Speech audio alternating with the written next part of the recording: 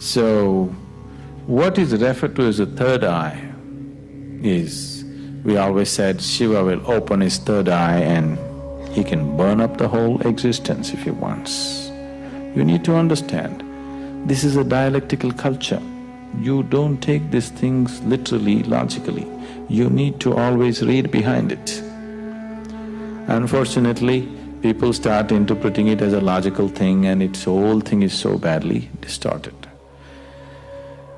Dimensions which cannot be expressed logically are always packed up in these kinds of stories so that they are preserved without distortion. So Shiva opens his third eye and either everything burns up or he sees everything clearly. So third eye is not a physical thing. It is just that if your energies reach a certain peak within you, you have a new clarity of vision of life. You see everything from a completely different dimension.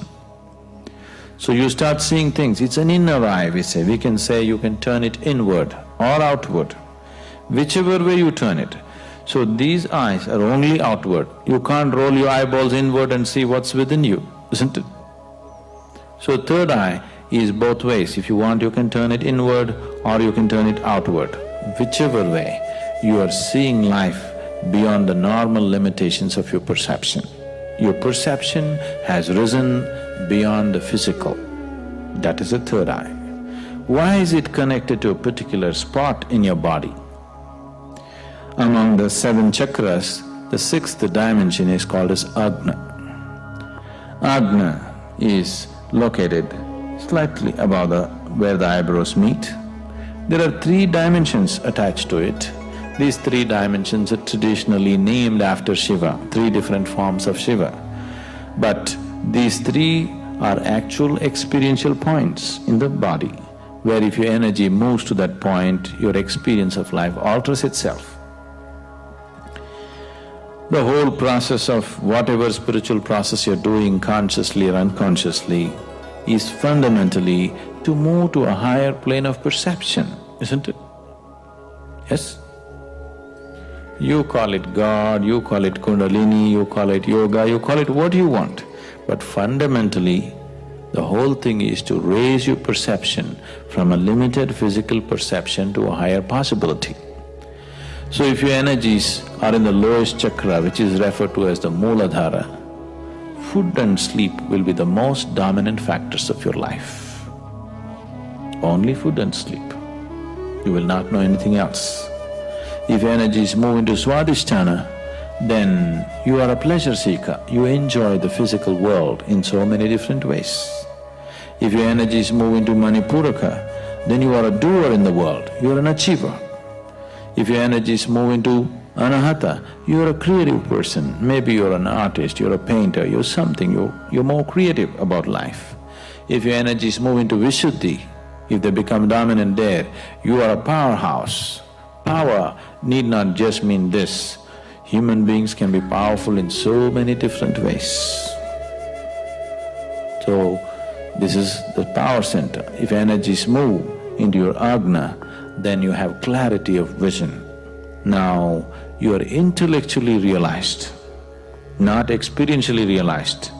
Intellectually realized, you touched a point where life cannot disturb you. Life cannot take a toll on you because intellectually you're realized, but still you're not ecstatic in any way. You don't know the ecstasy of life, but you have stability of life. Nothing can touch you, nothing can disturb you, you come to that point. From the lowest point of Mooladhara to Agna, there are many ways of reaching there. There's so many paths, 1,000,000 different paths of how to get there. But from Agna to Sahasrara, there is no way. It's a pathless path. This is the reason why a lot of people are talking only about peace, because they only got till here and they don't know what's beyond. So they're assuming and concluding that that's all there is, because there is no particular path or method to get beyond. There are no particular methods or there are no methods.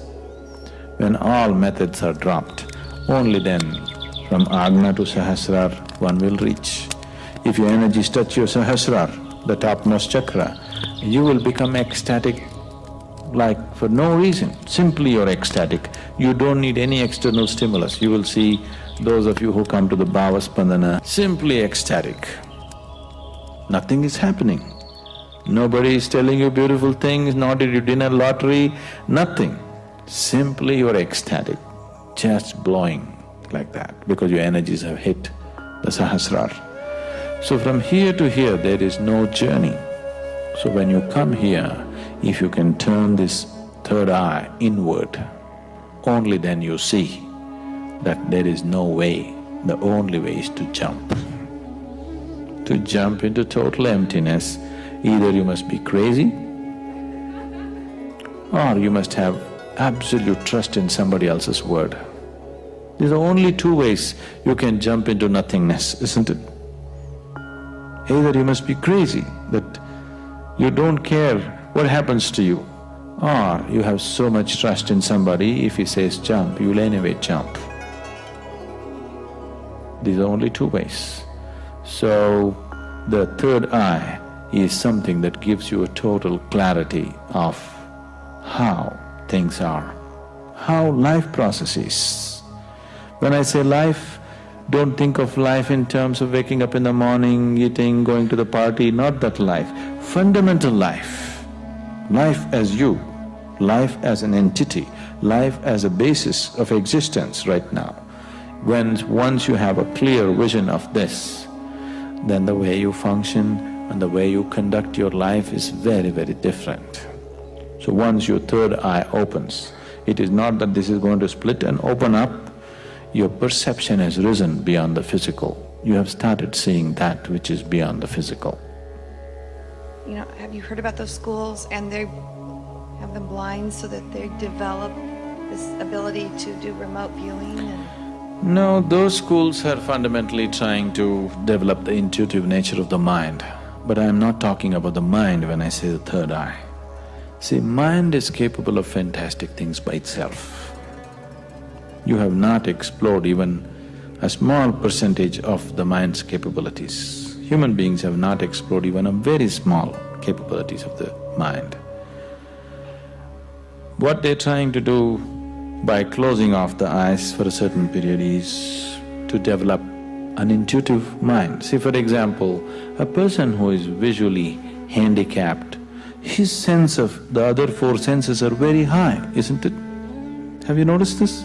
Their capability is so uncanny about how they hear things, how they know things just by the direction of the sound is so uncanny. So that is about heightening a certain aspect of the mind so that they become intuitive.